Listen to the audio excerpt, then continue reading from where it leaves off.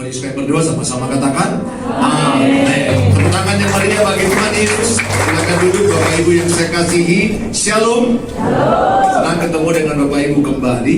Hari ini kita belajar firman Allah, hidup bermakna dalam Kristus. Saya ajak sama-sama supaya hidup kita yang singkat ini bermakna dalam Kristus. Sangat berbeda bermakna dalam Kristus dengan bermakna dalam dunia. Kalau dunia pikirannya uang, perkara-perkara di bawah, selalu memikirkan berapa uang yang ku dapat, berapa uang tabunganku, depositoku, hartaku, emasku, jabatanku, anakku jadi apa, semua perkara-perkara dunia. Maka Tuhan bilang, pikirkanlah perkara-perkara di atas, sebab kita anak-anak di atas. Amin. Karena kita anak-anak sorgawi, pikiran kita pun pikiran sorgawi, yaitu memikirkan hidup yang bermakna dalam Kristus. Berbeda jauh. Bukan berarti kita anti uang, anti diberkati. No, kita juga diberkati Tuhan, bahkan berlimpah dengan keberkat Tuhan. Tapi hidup kita semuanya itu seiring dengan tujuan Tuhan dalam hidup kita. Kita baca di depan Galatia 6 ayat 1 sampai kepada ayat yang kelima. Mari sama-sama kita membaca 1-2 ya. Saudara-saudara, kalaupun seorang kedapatan melakukan suatu pelanggaran, maka kamu yang rohani harus memimpin orang itu ke jalan yang benar, dalam roh lemah lembut, sambil menjaga dirimu sendiri, supaya kamu juga jangan kena pencobaan. Bertolong-tolonganlah menanggung bebanmu, demikianlah kamu memenuhi hukum Kristus. Sebab kalau seorang menyangka bahwa ia berarti, padahal ia sama sekali tidak berarti, ia menipu dirinya sendiri. Baiklah, tiap-tiap orang memuji pekerjaannya sendiri, maka ia boleh bermegah melihat keadaannya sendiri dan bukan melihat keadaan orang lain. Sebab tiap-tiap orang akan memikul tanggungannya sendiri. Ayat 3 dikatakan, sebab kalau seorang menyangka bahwa ia berarti, padahal ia sama sekali tidak berarti, ia menipu dirinya sendiri. Saudara yang saya kasihi, ini surat Rasul Paulus kepada jemaat Galatia. Bagaimana hidup bermakna dalam Kristus, bagaimana hidup kita jadi berkat bagi banyak orang lain. Ayo sama-sama kita pikirkan bahwa sebenarnya hidup kita di dunia ini singkat seperti uap. Yakobus 4 ayat 14 dikatakan, adapun hidup manusia ini seperti uap, sebentar ada lalu lenyap. Baru 2 orang pelayan gereja yang saya gembalakan, 1 orang 1 staf, dalam minggu lalu 2 yang kami kuburkan. Usia nggak sampai 50. Ya, karena mereka orang dekat kepada saya merasa kehilangan sebagai manusia. Tetapi yang saya ditegur Tuhan adalah, begitulah hidup manusia ini. Meninggal itu tidak harus tua, meninggal itu tidak harus sakit. Jadi Yakobus 4 ayat 14 berkata, tidak seorang pun tahu apakah dia besok hidup atau mati. Jadi kita nggak bisa memastikan besok pasti hidup. Karena staf gereja kami itu sehat-sehat aja, baik-baik aja. Tiba-tiba sudah mati. Berarti nggak harus sakit keras, dia hanya sakit beberapa hari, 3-4 hari, tiba-tiba kami pikir sakit perut biasa. Hari keempat selesai, dia pulang ke base camp. Ya dong, base camp kita kan surga, betul nggak saudara? Dia pulang ke rumah Bapak. Karena banyak yang percaya bahwa dia pasti akan pulang ke rumah Bapak. Amin. Ya. Makanya dia katakan dalam Filipi 1 ayat 21, hidup adalah Kristus, mati adalah keuntungan. Betul? Mati adalah keuntungan. Kalau mati adalah keuntungan, berapa banyak yang siap mati nanti malam? Tadi kan dibilang mati adalah keuntungan. Berarti kalau mati kan siap nanti malam? Siap. Berapa wajahmu tidak rela kuliah? Apa yang membuat saudara gak rela mati? Ya, rohani sekali ya, masih banyak lagi pelayanan ya. Puji Tuhan. Saya teringat itu waktu saya naik pesawatnya goyang-goyang. Saya banyak kali berjanji sama Tuhan, kalau nanti landing selamat Tuhan, aku begini, saya begini, seluruh hidupku begini, nggak bisa. Aku pikirkan lagi dunia, hanya padamu. Selamatlah pesawat itu. Janji tinggal janji. Ini ada seorang malaikat nyanyi sama aku. janji tinggal janji. Ya begitu juga waktu tsunami kan 2004 kan semua orang tiba-tiba penuh gereja. Saya ingat sekali di 2004 di mana tsunami 200.000 meninggal di Aceh, 2.000 meninggal di Nias. Gereja minggu itu penuh semua. Saya berdoa, apa penting tsunami datang terus ya? Sampai gereja ini penuh. Penuh karena kita ini setelah kejadian-kejadian itu baru ingat, saudara. Saya selalu berpikir hidup ini sehari demi sehari. Matius 6 ayat 34 dikatakan nggak usah khawatir. Ya, Bapak Ibu nggak usah khawatir. Hiduplah sehari demi sehari. Ada orang terlalu khawatir kali 2050, jauh kali 2050. Hidup aja lah Natal 24 ini aja kita masih banyak tantangan. Sehari demi sehari, serahkanlah segala khawatirmu kepada Tuhan. Saudara, kalau saudara mati, apa yang saudara khawatirkan? Saya pernah ngomong sama istri, gimana mah kalau aku mati, bisa nggak kau jangan nikah lagi? Kalau aku mati, gembalakanlah jemaat ini. Nanti kalau kau nikah, aku datang dari surga. Aku pernikahan. Jadi ngomong-ngomongan apalah ya, selingan-selingan suami istri kan macam-macam ya. Kadang habis bertengkar kan pagi-pagi cekcok, malam-malam cocok kan ya. Macam-macam, nggak terkendali ya. Ingatlah suami istri itu banyak ngomong-ngomong itu. Makanya kalau kau cari pacar, cari yang suka ngomong. Kalau sempat kau punya pacar, diam aja terus.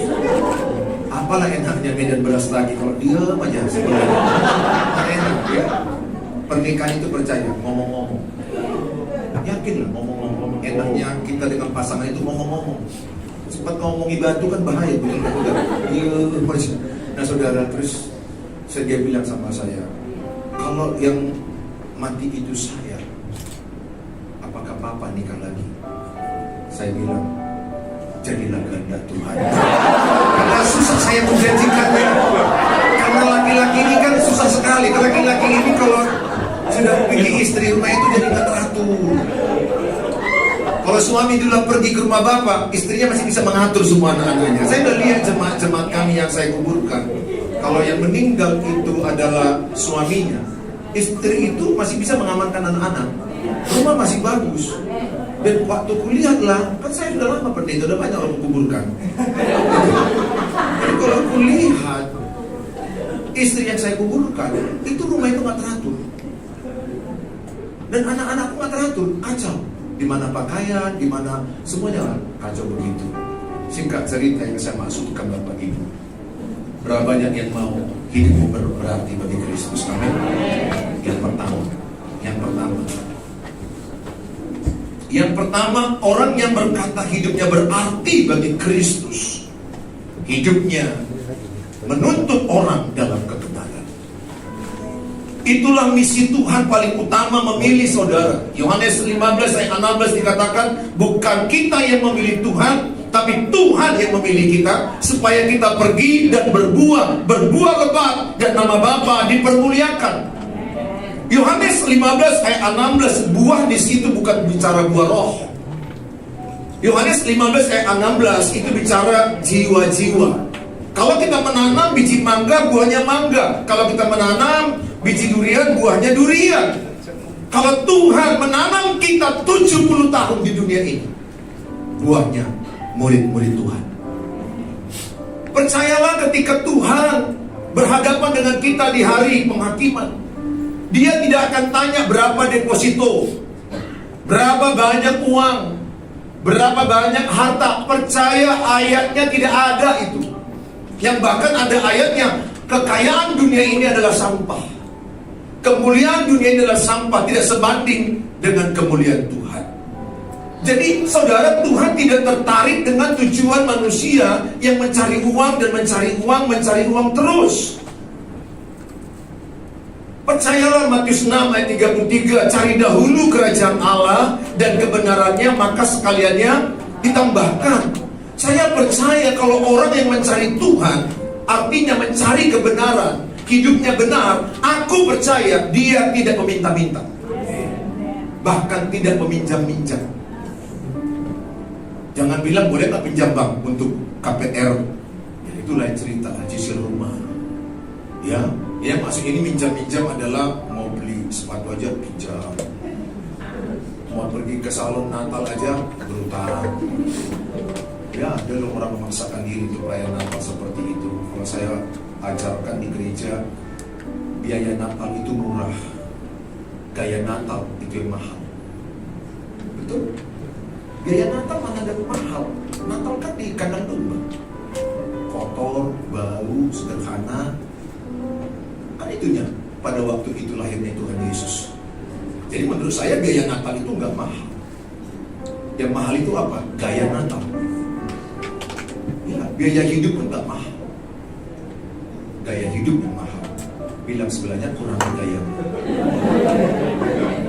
Ada orang mati demi gaya. Betul loh. Mati demi gaya. Jadi utang. Ini mana-mana udah utang berbunga-bunga lagi. Udah utang gak dibayar, beli tas baru lagi gini-gini. Udah sudah punya uang depannya gini-gini lagi. Apa gak dijambat deh saudara? Kita kalau udah punya utang, mau usah lagi gaya. Amin. Apakah berutang? Bilang sebelahnya bayar utangmu. Ya, karena ada orang lo pelayanan gini-gini tapi utangnya juga dibayar-bayar. Lompat lah, dia nggak bisa lompat beratan utang saudara. Saya mau katakan sama saudara, hidup ini sederhana. Karena saya lihat Tuhan Yesus lahir sederhana. Kita yang membuat itu menjadi rusak semuanya. Jemaat kami ini pernah berantem hanya gara-gara Natal masalah bunga. Ketua wanita dengan panitia Natal berantem di depan saya. Saya dengar, kenapa ini berantem? Saya panggil, aku kan Pak Pendeta maunya kan bunganya kecil. Ya kecil kan kurang terhormat, besar dong. Masalah bunga kecil, bunga besar berantem. Terus yang satu bilang, udah kalau kau yang menang aku pulang. Aku gak ikut Natal. Ingat ya, Amsal 13 ayat 10. Keangkuhan awal pertengkaran. Jadi saya bisa pastikan orang yang bertengkar itu orang angkuh. Matius 11 ayat 29. Belajarlah kepadaku, sebab aku rendah hati dan lemah lembut, maka jiwamu akan tenang. Maka saya percaya orang yang rendah hati itu tenang, gak mau bertengkar. Coba tanya sebelahnya, lu masih mau bertengkar gak? Tanya sebelahnya. Tanya sama sebelahnya, masih mau bertengkar gak yang sebelahnya? Tanya dulu. Ya, jangan kita bilang, oh haleluya, tapi di rumah itu. Aduh, Tuhan Yesus repot ya. Saya gak mau bertengkar Bapak Ibu sama siapapun, karena saya anak Tuhan Yesus. Matius 5 ayat 9, berbahagialah mereka yang bawa damai, karena mereka disebut anak-anak Allah. Ciri-ciri anak Allah itu bawa damai, gak mau tengkar. Makanya jadilah suami yang suka ngalah. Amin, suami-suami. Amin. Oh, istri yang bilang amin, karena istrinya mau menang terus. Saudara, saya mau katakan sama saudara, aduh, kalau keluarga merukun damai, orang datang ke Tuhan Yesus. Tapi kalau keluarga berantem terus, habis dengar lagu pujian, ya orang itu bingung-bingung tetanggamu, ini pujian terus atau apa? Anak Tuhan Yesus itu gak mau bertengkar. Tanamkan di hati, kalau engkau masih mau bertengkar, itu tandanya masih sombong. Kedua, kalau suka tersinggung, tanda orang sombong. Ya, kalau saudara sedikit tersinggung, 2024 Januari tersinggung, Februari sakit hati, Maret kepahitan, April kecewa, itu aja itu hidup di padang gurun dan sampai kepada anak perjanjian. Saya melatih diriku no tersinggung, no tersinggung. Walaupun kalau Bapak Ibu dengar kau bagus tidur gini, aku gak tersinggung. Aku anggap aja tadi malam dia capek sekali. Apa yang aku tersinggung? Ya, karena Bapak Ibu kan ya udah berjuang. Karena ada orang datang kemarin udah berjuang dari pekerjaannya, gak tidur datang kemarin. Ya syukurlah dia masih bisa tidur. Karena ada orang payah tidur loh. Makan obat tidur lagi. Payah. Ya. Bukan berarti ibu iya aja membenarkan diri sendiri.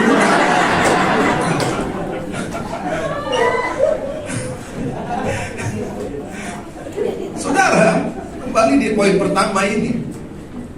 Saya merasa khotbah ini kayak keluarga bagi Bapak Ibu. Ya, saya musik yang begitu menyala-nyala. Dan dengan khotbah pun menyala-nyala. Amin. Jangan pas dengan khotbah nggak menyala-nyala lagi. Yang pertama ini, berapa banyak di antara saudara yang mau mengikuti perintah Tuhan? Saudara-saudara, kalaupun seorang kedapatan melakukan suatu pelanggaran, maka kamu yang rohani harus memimpin orang itu ke jalan yang benar, dalam roh lemah lembut, sambil menjaga dirimu sendiri. Saya banyak melihat orang hidup di dalam kekacauan dalam hidupnya. Saya banyak melihat suami-suami kacau di dunia ini. Saya ingin menuntun mereka, karena saya juga pernah kacau. Saya pernah kacau dalam sebagai suami. Saya ini bisa jadi suami lebih baik begini karena saya belajar dari kegagalan, belajar dari buku, belajar dari teologi. 2,5 tahun loh saya belajar tentang suami. Gimana jadi suami yang benar itu saya belajar 2,5 tahun. Bagaimana mengasihi istri yang sulit itu 2,5 tahun. Jujur aja, mengasihi istri ini sulit. Karena apapun yang dimaunya sulit, kita nggak ngerti-ngerti. Beda loh bahasa wanita dengan bahasa suami. Bahasa pria, laki-laki, suami. Kalau kita bilang, papa mau makan nasi goreng ini, kita bilang tidak, artinya kan tidak. Kalau dia kita bilang, mak jadi nggak nonton, dia bisa bilang tidak. Ya pikir aku keluar. Karena bagi kami kata tidak, ya tidak. Loh, bagi wanita, tidak itu bukan tidak. Gimana kamus bahasa itu coba? Apa nggak kepala di kaki, kaki kepala? Tapi saya pulang ke rumah, disalibkannya aku. Loh, mama bilang kan tadi tidak. Loh, mama bilang tidak, kenapa marah-marah? Rupanya bagi wanita, bagi istri tidak itu artinya bujuk aku, sayangi aku, rayu aku, ngerti aku, peluk aku, kasih makanan aku. Beda. Suaminya nggak beles ini nggak tahu itu. Bagi istrinya tidak pikir dia berantem terus. Beda. Artinya apa? Segala sesuatu perlu dipelajari. Maka saya rindu menolong suami-suami yang masih mau melawan istrinya. Itu nggak lawanmu, ngapain dilawan? Istri itu sekutumu, bukan seteru. Ada lagi suami istri, apa main apa? Itu bukan Mike Tyson, bukan Manny Tinju. Aku masih sedih loh, ada suami istri berantem cekcok. Saya maklumin, kalau pernikahan kalian mungkin masih baru, masih cekcok begitu ya, sudah pelan-pelan lah. Saya terangkan, nggak perlu lah kita cekcok. Kalau saya ini punya prinsip menebus kesalahan masa lalu, menebus kegagalan masa lalu. Menebus artinya apa? Aku nggak ulangi lagi gitu. Aku nggak ulangi lagi berantem sama pasanganku itu. Mau sebagaimanapun marahnya dia, saya nggak mau berantem sama dia. Dan coba berkali-kali tahun-tahun berapa tahun ini, istriku tetap kadang-kadang bisa emosinya tidak stabil. Aku rasa nggak hanya istriku lah, kalian juga emosinya nggak stabil, betul nggak saudara? Kalau nggak stabil, kadang-kadang kan aku pernah tanya sama beberapa istri, kenapa emosi kalian nggak stabil? Dia jawab begini, kami pun nggak tahu kenapa tiba-tiba perasaan kalian kayak gini. Kalian aja nggak tahu, apalagi kami coba. Kan misterius yang dinikahi itu. Misterius. Kau udah nikah nggak? Belum, kau kata-ketawa sekarang nanti. Ingat aja buat bapak ini sini dia kata-ketawa. Apa-apa? Sekarang aja kau lihat si cewek si Leni itu tadi cantik, nanti kau udah menikah. Nggak gampang, sangat tidak gampang.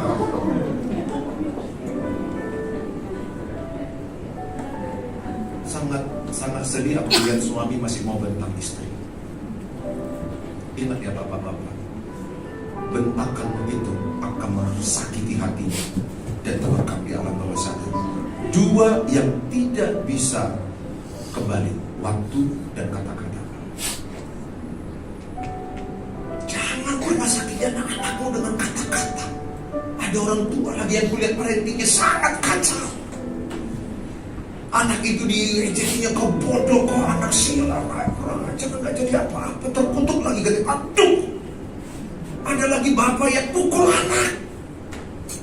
Kalau pukul dibokong masih masih banyak bantalannya, masih oke lah, aku ngerti sekali-sekali. Ini ada yang pukul, wah, saya kasihan. Kenapa seorang suami begitu? Karena dia nggak bisa mengendalikan emosinya. Kenapa dia begitu? Karena dia terluka. Ingat saudara, apa yang keluar dari mulut keluar dari hati. Kalau hati kita banyak luka, kita akan melukai banyak orang. Makanya ada kerinduan saya, Tuhan pakailah saya menuntun banyak orang, banyak suami-suami ke jalan benar di hadapan Tuhan. Saya tak sempurna, tapi ada tujuan Tuhan di hati saya untuk pemulihan pernikahan demi pernikahan. Karena pernikahanku pernah hancur, mau cerai. Aku pernah gagal, pernah salah. Gak ada orang yang instan langsung hebat pernikahannya. Mau pendeta dengan pendeta menikah sekalipun, aku percaya akan ada benturan-benturan. Tetapi kan kita belajar dari benturan-benturan itu. Kan orang bodoh adalah jatuh di tempat yang sama, berantem lagi.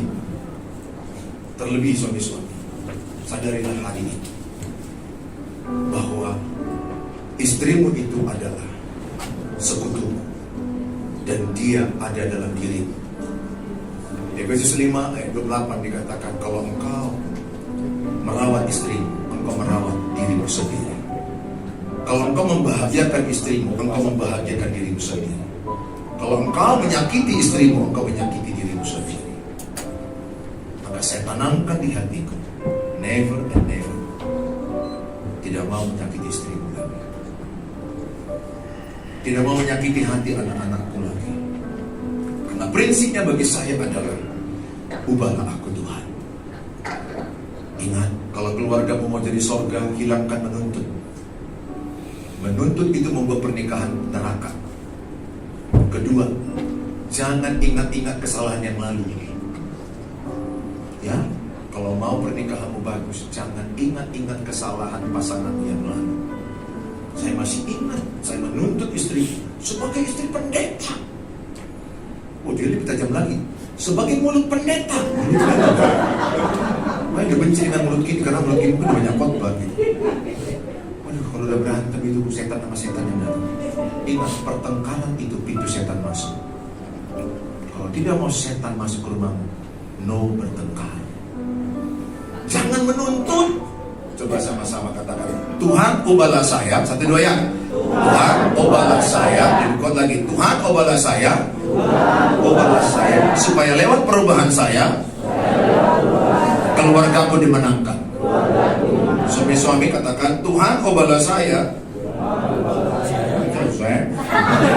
Suami-suami, Tuhan ubahlah saya, supaya lewat perubahan saya, istriku diselamatkan, istriku dimenangkan. Bilang sama istrimu, aku yang berubah mama, aku yang perlu berubah. Aku yang perlu berubah mama. Lalu istrimu bilang, memang pas gitu. Jangan gitu. Istri harus jawab apa? Bilang juga, enggak pak, aku yang perlu. Itu dong. Ini enggak, tadi pas suaminya bilang, aku yang perlu berubah, cocok. Memang kau penyebab banyak masalah.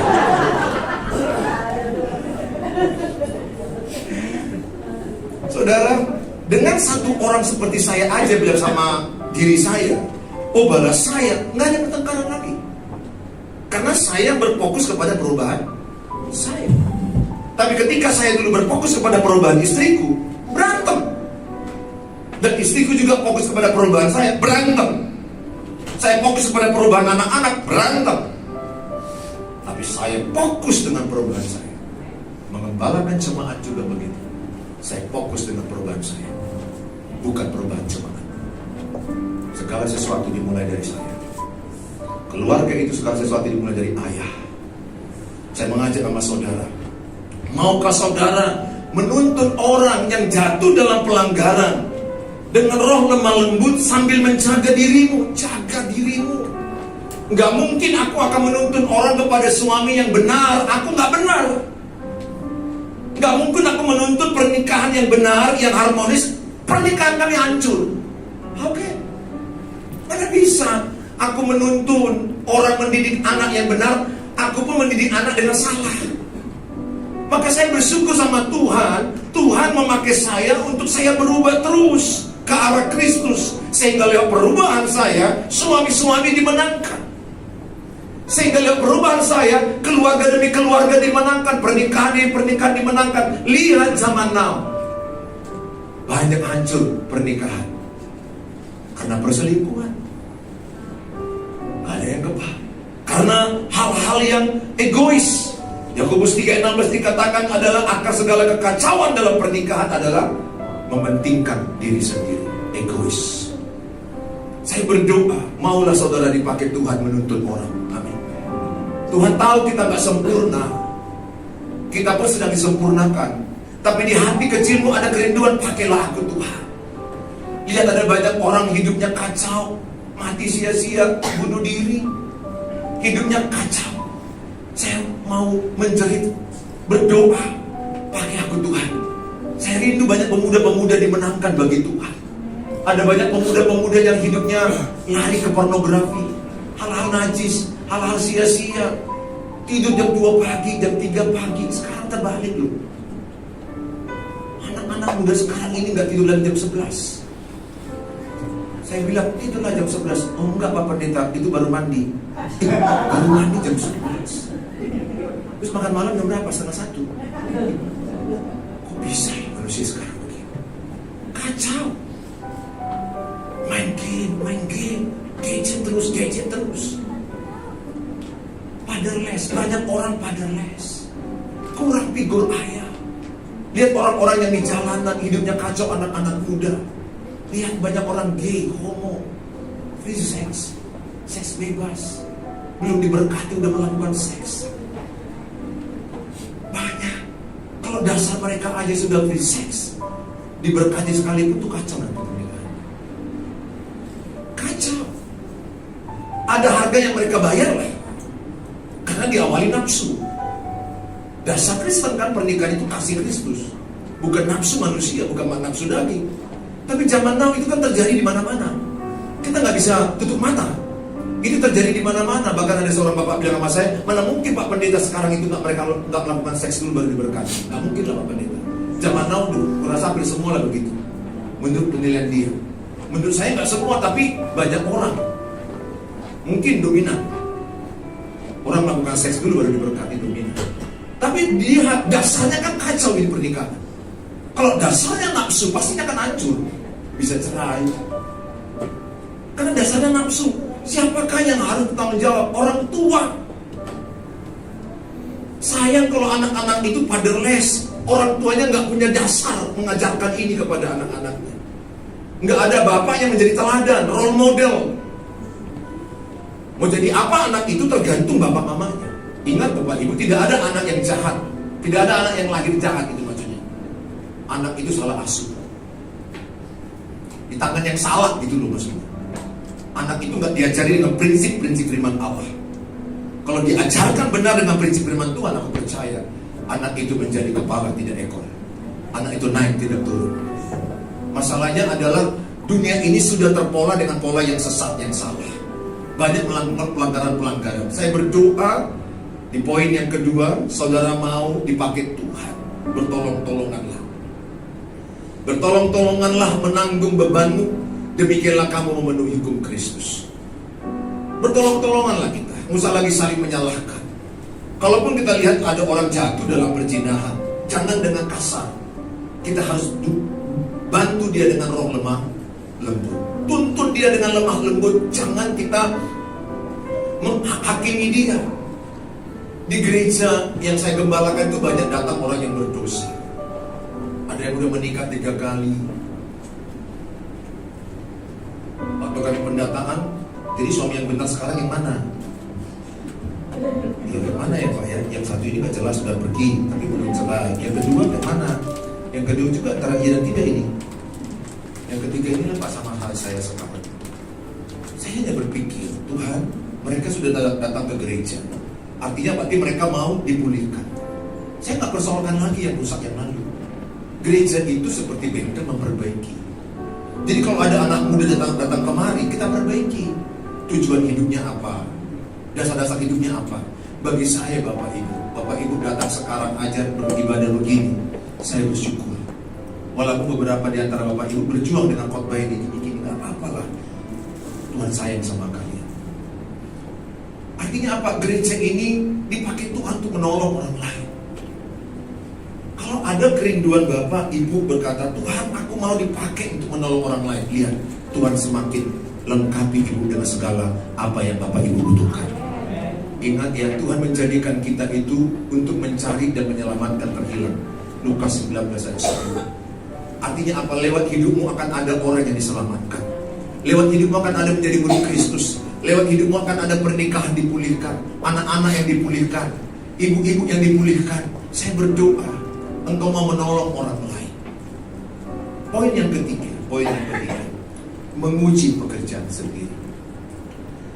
Ayat ini dikatakan pada ayat 4 dikatakan adalah, maka ia boleh bermegah melihat keadaannya sendiri dan bukan melihat keadaan orang lain. Saya belajar tidak kepo dengan orang lain. Bilang sebelahnya, don't kepo. Don't kepo. Ya, kadang-kadang kita mau kepo sama orang lain. Tahukah ibu bapak ciri-ciri penggosip?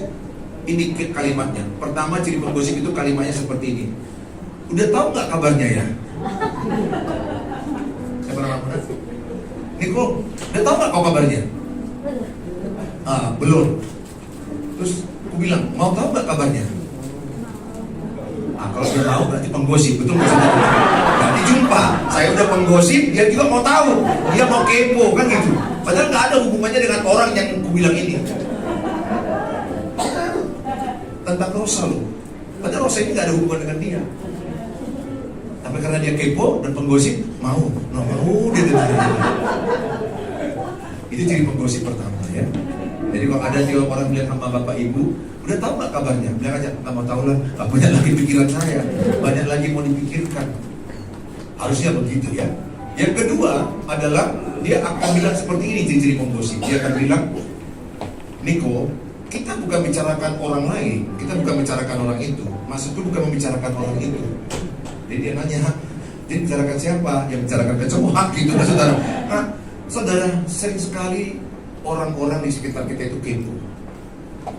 Sering sekali orang membahas pernikahan orang. Pernikahannya pun kacau. Bahkan yang lebih parah, pernikahannya kacau, dia menghakimi pernikahan orang. Orang yang pernikahannya bagus, gak mau hakimi pernikahan orang.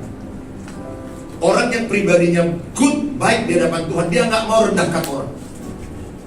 Dia gak mau sibuk. Maka Mazmur 1 ayat 1 dikatakan, jangan duduk dengan penggosip, jangan duduk dengan pencemooh. Galatia 6 ayat 4 dikatakan, uruslah dirimu sendiri. Evaluasilah dirimu, apakah 2024 ini lebih baik daripada 2023. Dan buatlah planning 2025 better and stronger. Fokuslah kepada pertandinganmu. Nggak usah sibuk membicarakan pelayanan orang lain. Kami kadang-kadang para pendeta ini sibuk membicarakan pelayanan gereja-gereja lain, yang kadang-kadang kami iri. Ini bisa muncul loh para pendeta. Iri lihat pelayanan orang maju. Yang paling sulit sama orang itu adalah sulit lihat orang maju, sulit melihat orang lebih hebat dari dia.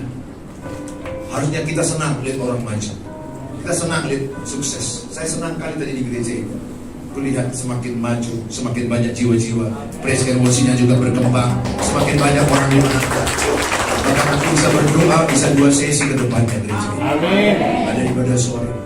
Kenapa aku senang? Dan saya mau sibuk mengevaluasi diriku sendiri, mengevaluasi pernikahan kami, mengevaluasi anak-anakku, mengevaluasi usahaku. Kami punya usaha, mengevaluasi gereja yang berkembang cukup pesat. Itu aja udah habis waktu. Tapi kadang-kadang kita kepo. Apalagi ibu-ibu, kayak ada ibu-ibu nanti duduk-duduk di kafe, nanti lewat, nanti ibu-ibu pakai hak yang tinggi, ngomong gini-gini, agak langsing dan gini-gini. Nanti ibu-ibu ini bisa tuh goyang-goyang kakinya. Bisa loh. Terus yang satu ini pun ikut-ikutnya agak bego. Apa? Ikut mulutnya aku ya. Maksudnya di belakang. Ibu-ibu ini kan Tuhan Yesus. Bisa loh pakai siapa? Bapak, jangan gitu ya Bapak. Bapak nggak mau kayak gitu, tapi jarang kan gitu. Mau lihat pun dia cowok ganteng atau apa kan biasa aja. Ibu-ibu pokoknya nggak perlu diurus. Urusannya pun banyak. Saya berdoa Bapak Ibu, uruslah urusannya. Bilang sebelahnya, urus dirimu sendiri. Ya, jangan suka evaluasi orang lain. Kalau kita evaluasi diri sendiri, kita berdoa, kita perbaiki hidup kita, saya percaya better tomorrow and today. Ya, tomorrow better than today. Saya percaya orang yang suka evaluasi dirinya sendiri, besok lebih baik daripada hari ini. Ayo kita Bapak Ibu, gunakanlah waktu yang singkat ini untuk Tuhan. Mulut kita ini jangan suka ngomong-ngomongi orang lain. Urus dirimu sendiri. Saya berdoa, bantulah orang lain. Kalau ada yang susah, tolonglah. Gereja itu tolong menolong. Mana tahu ada yang sakit, kurang ada obat, nggak mampu berobat, tolonglah mereka. Anak Tuhan itu murah hati. Gereja Tuhan itu suka menolong. Anak-anak Tuhan itu berkata, lebih baik memberi daripada menerima. Saudara bertanya, lebih suka ditraktir atau mentraktir? Jujur dijawab.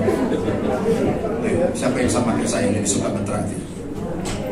Itu anak Tuhan Yesus. Amin. Lihat sebelahnya, habis ini aku traktir apa? Tepuk tangan bagi Tuhan Yesus. Haleluya.